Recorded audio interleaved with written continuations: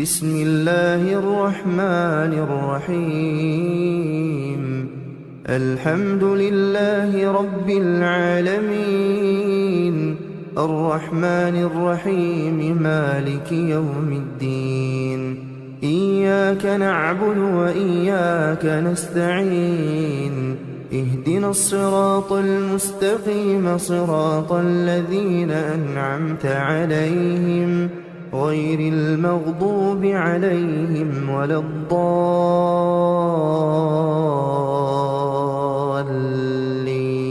بسم الله الرحمن الرحيم.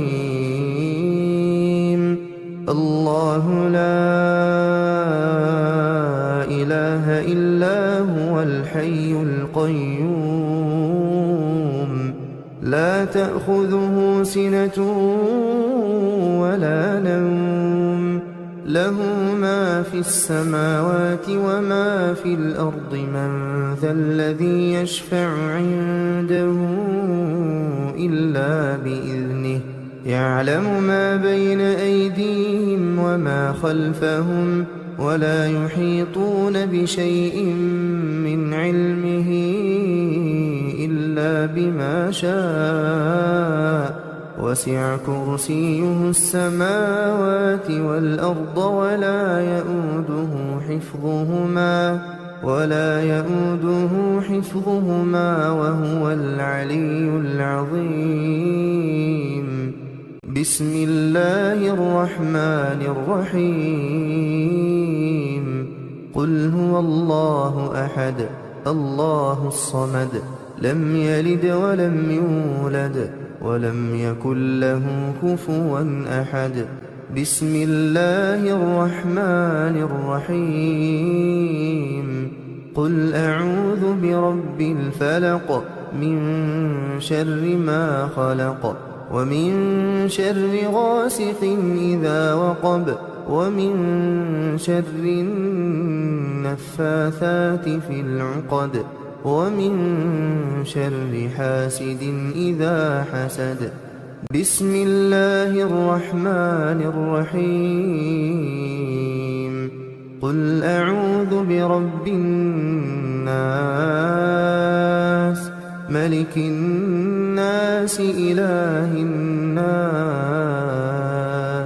من شر الوسواس الخناس، الذي يوسوس في صدور الناس من الجنة والناس. بسم الله الرحمن الرحيم. ياسين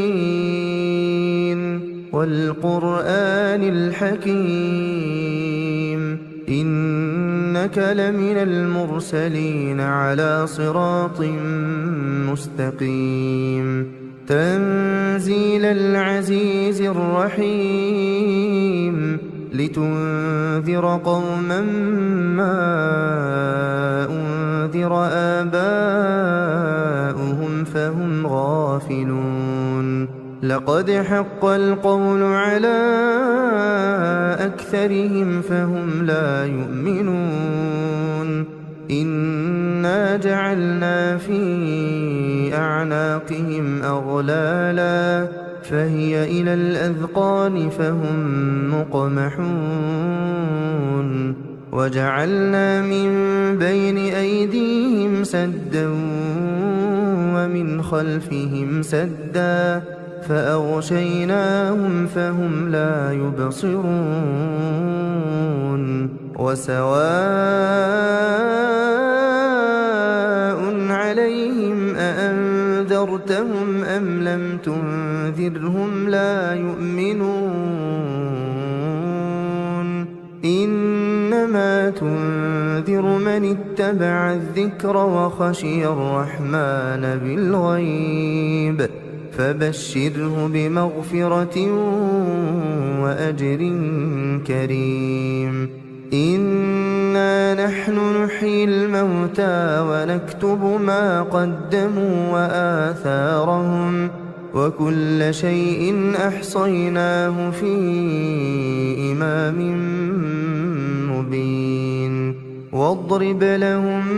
مثلا أصحاب القرية إذ جاءها المرسلون إذ أرسلنا إليهم 2 فكذبوهما فعززنا ب3 فقالوا إنا إليكم مرسلون قالوا ما أنتم إلا بشر مثلنا وما أنزل الرحمن من شيء إن أنتم إلا تكذبون قالوا ربنا يعلم إنا إليكم لمرسلون وما علينا إلا البلاغ المبين قالوا إنا تطيرنا بكم لئن لم تنتهوا لنرجمنكم وليمسنكم منا عذاب أليم قالوا طائركم معكم أئن ذكرتم بل أنتم قوم مسرفون وجاء من أقصى المدينة رجل يسعى قال يا قوم اتبعوا المرسلين اتبعوا من لا يسألكم أجرا وهم مهتدون وما لي لا أعبد الذي فطرني وإليه ترجعون أأتخذ من دونه آلهة إن يردني الرحمن بضر لا تغن عني شفاعتهم شيئا ولا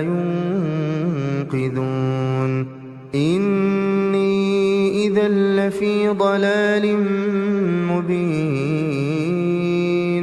إني آمنت بربكم فاسمعون قيل ادخل الجنة قال يا ليت قومي يعلمون بما غفر لي ربي وجعلني من المكرمين وما أنزلنا على قومه من بعده من جند من السماء وما كنا منزلين إن كانت إلا صيحة واحدة فإذا هم خامدون يا حسرة على العباد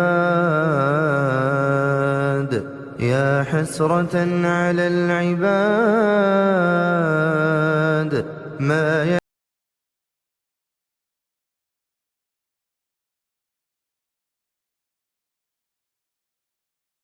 كم أهلكنا قبلهم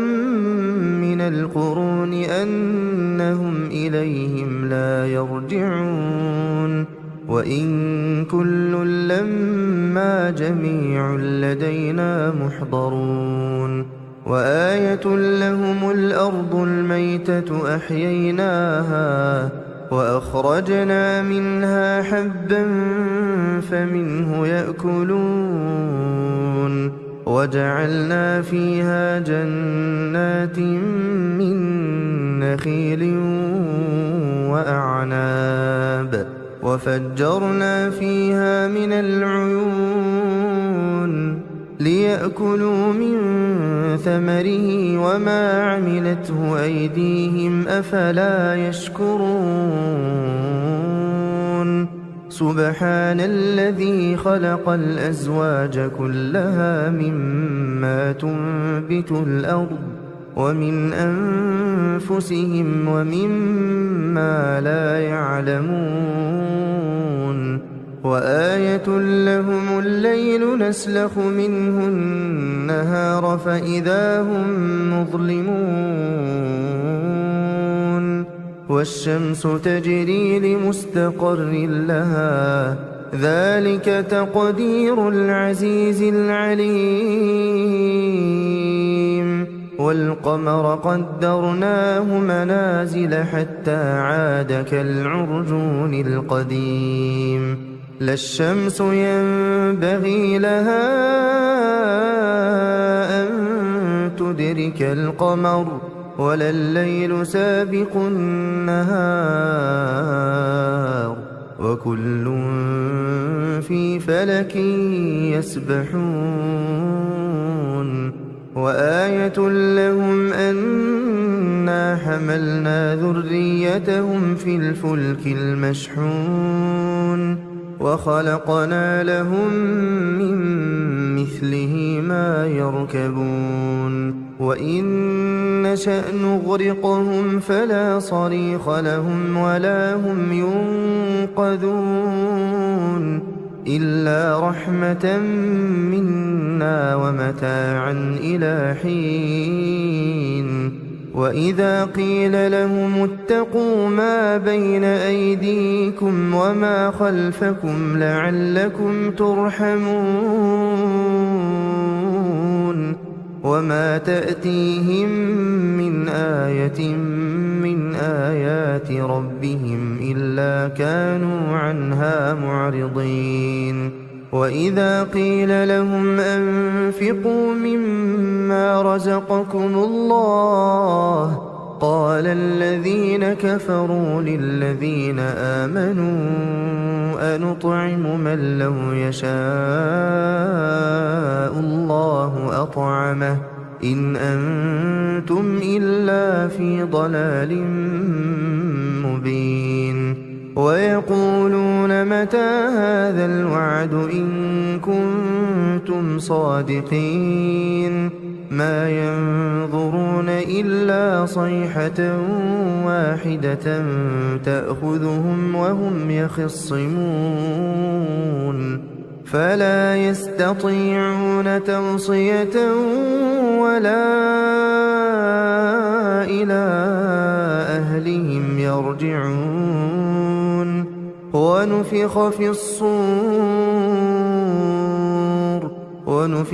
الصور فإذا هم من الأجداث إلى ربهم ينسلون قالوا يا ويلنا من بعثنا من مرقدنا هذا ما وعد الرحمن وصدق المرسلون إن كانت إلا صيحة واحدة فإذا هم جميع لدينا محضرون فاليوم لا تظلم نفس شيئا ولا تجزون إلا ما كنتم تعملون إن أصحاب الجنة اليوم في شغل فاكهون هم وأزواجهم في ظلال على الأرائك متكئون لهم فيها فاكهة ولهم ما يدعون سلام قولا من رب رحيم وامتازوا اليوم أيها المجرمون ألم أعهد إليكم يا بني آدم ألا تعبدوا الشيطان إنه لكم عدو مبين وأن اعبدوني هذا صراط مستقيم ولقد أضل منكم جبلا كثيرا أفلم تكونوا تعقلون هذه جهنم التي كنتم توعدون اصلوها اليوم بما كنتم تكفرون اليوم نختم على أفواههم وتكلمنا أيديهم وتشهد أرجلهم بما كانوا يكسبون ولو نشاء لطمسنا على أعينهم فاستبقوا الصراط فأنى يبصرون ولو نشاء لمسخناهم على مكانتهم فما استطاعوا مضيا ولا يرجعون ومن نعمره ننكسه في الخلق أفلا يعقلون وما علمناه الشعر وما ينبغي له إن هو إلا ذكر وقرآن مبين لينذر من كان حيا ويحق القول على الكافرين أولم يروا أنا خلقنا لهم مما عملت أيدينا أنعاما فهم لها مالكون وذللناها لهم فمنها ركوبهم ومنها يأكلون ولهم فيها منافع ومشارب أفلا يشكرون واتخذوا من دون الله آلهة لعلهم ينصرون لا يستطيعون نصرهم وهم لهم جند محضرون فلا يحزنك قولهم إنا نعلم ما يسرون وما يعلنون أولم ير الإنسان أنا خلقناه من نطفة فإذا هو خصيم مبين وضرب لنا مثلا ونسي خلقه قال من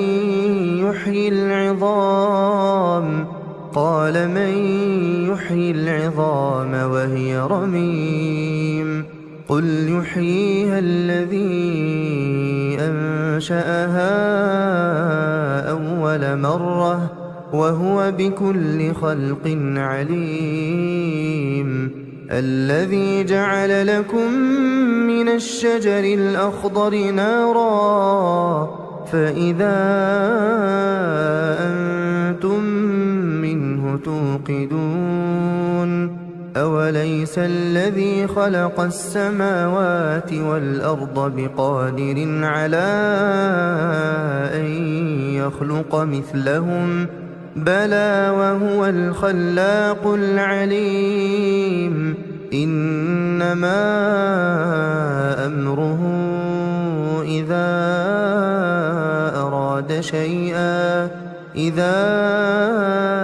أراد شيئا أن يقول له كن فيكون فسبحان الذي بيده ملكوت كل شيء وإليه ترجعون بسم الله الرحمن الرحيم الرحمن علم القرآن خلق الإنسان علمه البيان الشمس والقمر بحسبان والنجم والشجر يسجدان والسماء رفعها ووضع الميزان ألا تطغوا في الميزان وأقيموا الوزن بالقسط ولا تخسروا الميزان والأرض وضعها للأنام فيها فاكهة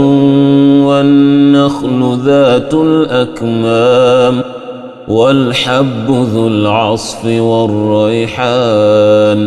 فبأي آلاء ربكما تكذبان خلق الإنسان من صلصال كالفخار وخلق الجان من مارج من نار فبأي آلاء ربكما تكذبان رب المشرقين ورب المغربين فبأي آلاء ربكما تكذبان مرج البحرين يلتقيان بينهما برزخ لا يبغيان فبأي آلاء ربكما تكذبان يخرج منهما اللؤلؤ والمرجان فبأي آلاء ربكما تكذبان وله الجوار المنشآت في البحر كالأعلام فبأي آلاء ربكما تكذبان كل من عليها فان ويبقى وجه ربك ذو الجلال والإكرام فبأي آلاء ربكما تكذبان يسأله من في السماوات والأرض كل يوم هو في شأن فبأي آلاء ربكما تكذبان سنفرغ لكم أيها الثقلان فبأي آلاء ربكما تكذبان يا معشر الجن والإنس إن استطعتم أن تنفذوا من أقطار السماوات والأرض فانفذوا لا تنفذون إلا بسلطان فبأي آلاء ربكما تكذبان يرسل عليكما شواظ من نار ونحاس فلا تنتصران فبأي آلاء ربكما تكذبان فإذا انشقت السماء فكانت وردة كالدهان فبأي آلاء ربكما تكذبان فيومئذ لا يسأل عن ذنبه إنس ولا جان فبأي آلاء ربكما تكذبان يعرف المجرمون بسيماهم فيؤخذ بالنواصي والأقدام فبأي آلاء ربكما تكذبان هذه جهنم التي يكذب بها المجرمون يطوفون بينها وبين حميم آن فبأي آلاء ربكما تكذبان ولمن خاف مقام ربه جنتان فبأي آلاء ربكما تكذبان ذواتا أفنان فبأي آلاء ربكما تكذبان فيهما عينان تجريان فبأي آلاء ربكما تكذبان فيهما من كل فاكهة زوجان فبأي آلاء ربكما تكذبان متكئين على فرش بطائنها من استبرق وجنى الجنتين دان فبأي آلاء ربكما تكذبان فيهن قاصرات الطرف لم يطمثهن إنس قبلهم ولا جان فبأي آلاء ربكما تكذبان كأنهن الياقوت والمرجان فبأي آلاء ربكما تكذبان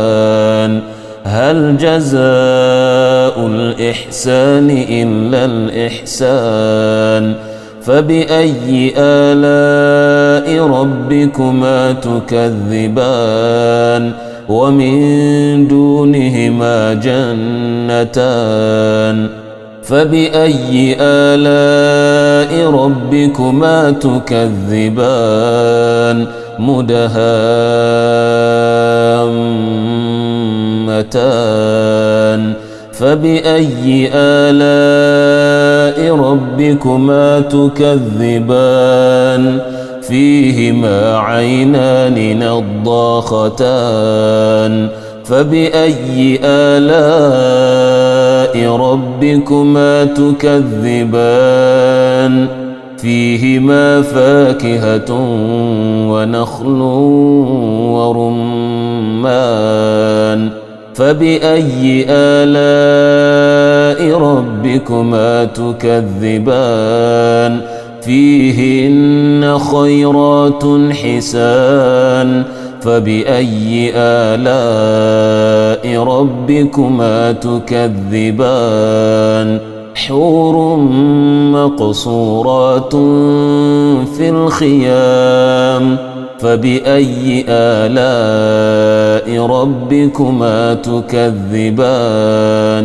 لم يطمثهن إنس قبلهم ولا جان فبأي آلاء ربكما تكذبان متكئين على رفرف خضر وعبقري حسان فبأي آلاء ربكما تكذبان تبارك اسم ربك ذي الجلال والإكرام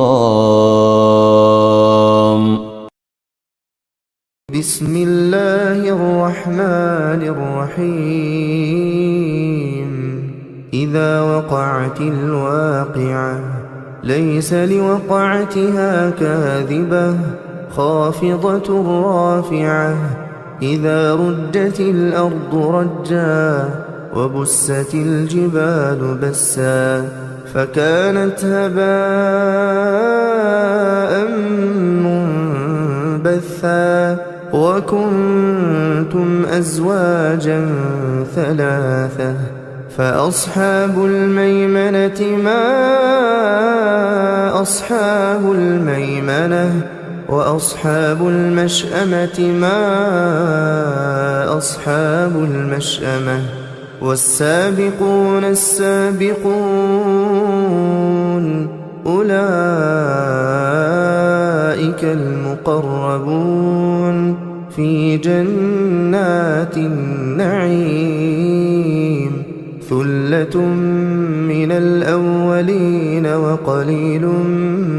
من الآخرين على سرر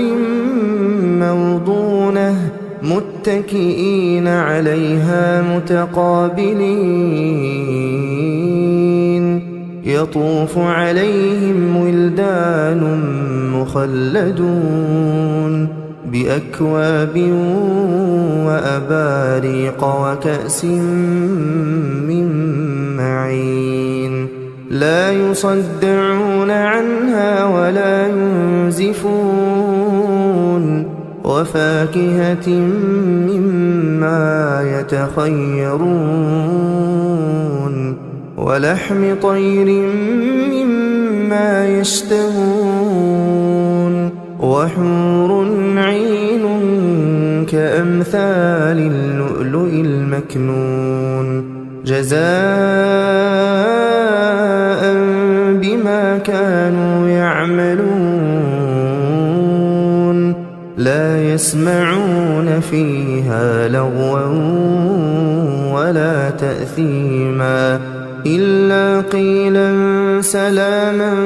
سلاما وأصحاب اليمين ما أصحاب اليمين في سدر مخضود وطلح منضود وظل ممدود وماء مسكوب وفاكهة كثيرة لا مقطوعة ولا ممنوعة وفرش مرفوعة إنا أنشأناهن إنشاء فجعلناهن أبكارا عربا أترابا لأصحاب اليمين ثلة من الأولين وثلة من الآخرين وأصحاب الشمال ما أصحاب الشمال في سموم وحميم وظل من يحموم لا بارد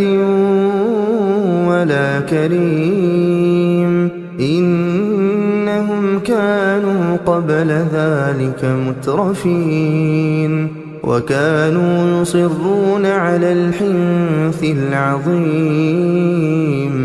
وكانوا يقولون أئذا متنا وكنا ترابا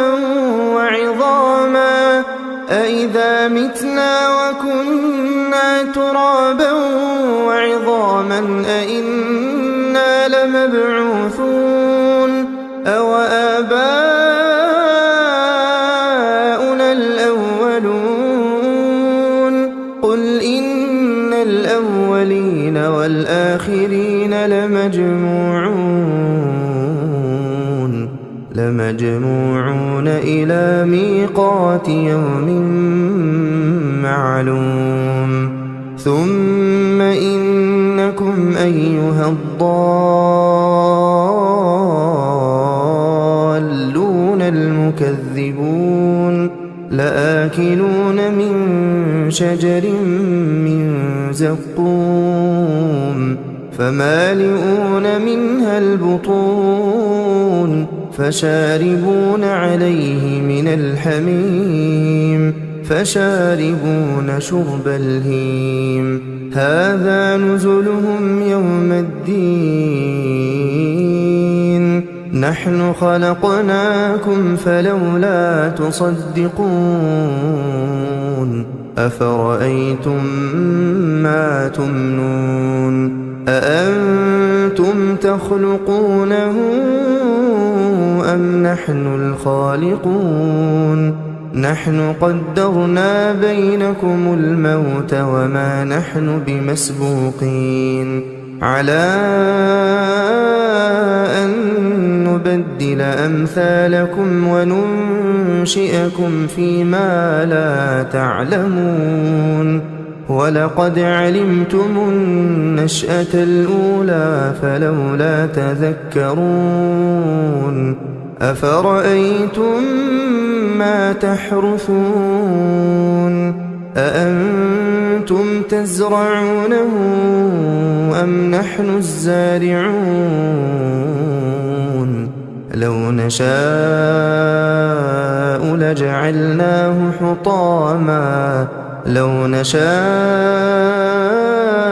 لجعلناه حطاما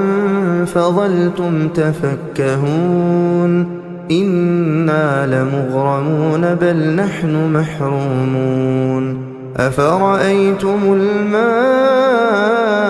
الذي تشربون أأنتم أنزلتموه من المزن أم نحن المنزلون لو نشاء جعلناه أجاجا فلولا تشكرون أفرأيتم النار التي تورون أأنتم أنشأتم شجرتها أم نحن المنشئون نحن جعلناها تذكرة ومتاعا للمقوين فسبح باسم ربك العظيم فلا أقسم بمواقع النجوم وإنه لقسم لو تعلمون عظيم إنه لقرآن كريم في كتاب مكنون لا يمسه إلا المطهرون تنزيل من رب العالمين أفبهذا الحديث أنتم مدهنون وتجعلون رزقكم أنكم تكذبون فلولا إذا بلغت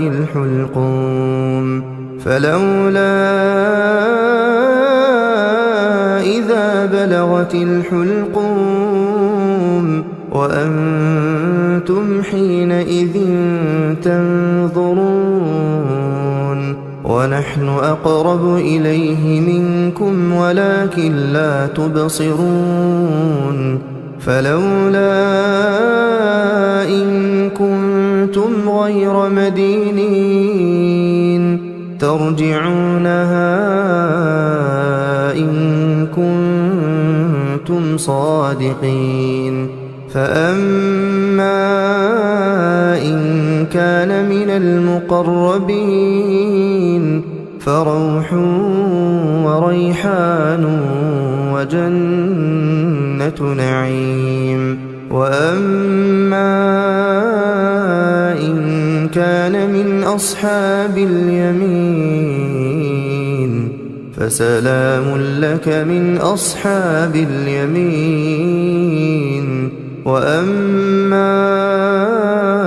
إن كان من المكذبين الضالين فنزل من حميم وتصلية جحيم إن هذا لهو حق اليقين فسبح باسم ربك العظيم بسم الله الرحمن الرحيم تبارك الذي بيده الملك وهو على كل شيء قدير الذي خلق الموت والحياة ليبلوكم أيكم أحسن عملا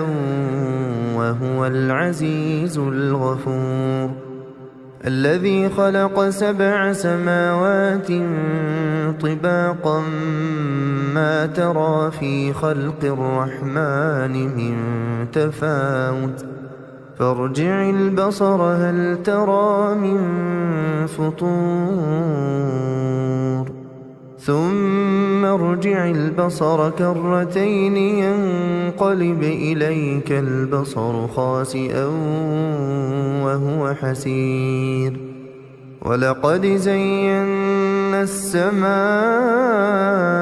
الدنيا بمصابيح وجعلناها رجوما للشياطين وأعتدنا لهم عذاب السعير وللذين كفروا بربهم عذاب جهنم وبئس المصير إذا ألقوا فيها سمعوا لها شهيقا وهي تفور تكاد تميز من الغيظ كلما ألقي فيها فوج سألهم خزنتها ألم يأتكم نذير قالوا بلى قد جاءنا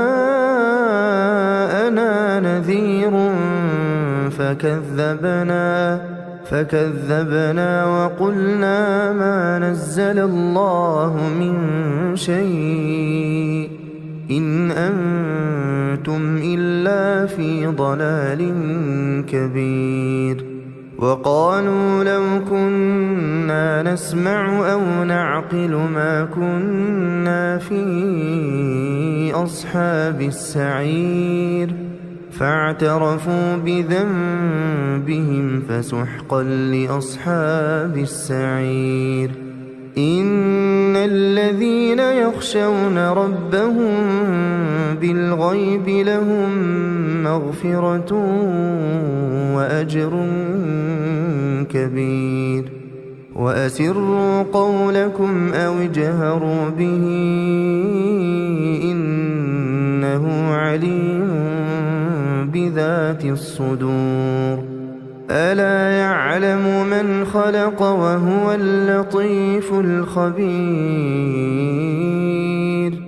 هو الذي جعل لكم الأرض ذلولا فامشوا في مناكبها وكلوا من رزقه وإليه النشور أأمنتم من في السماء أن يخسف بكم الأرض فإذا هي تمور أم أمنتم من في السماء أن يرسل عليكم حاصبا فستعلمون كيف نذير ولقد كذب الذين من قبلهم فكيف كان نكير أولم يروا إلى الطير فوقهم صافات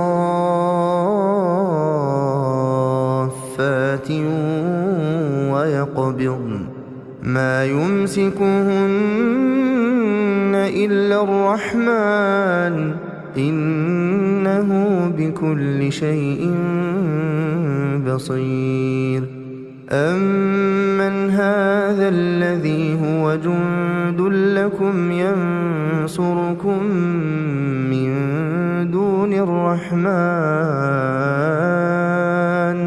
إن الكافرون إلا في غرور أمن هذا الذي يرزقكم إن أمسك رزقه بل لجوا في عتو ونفور أفمن يمشي مكبا على وجهه أهدى أمن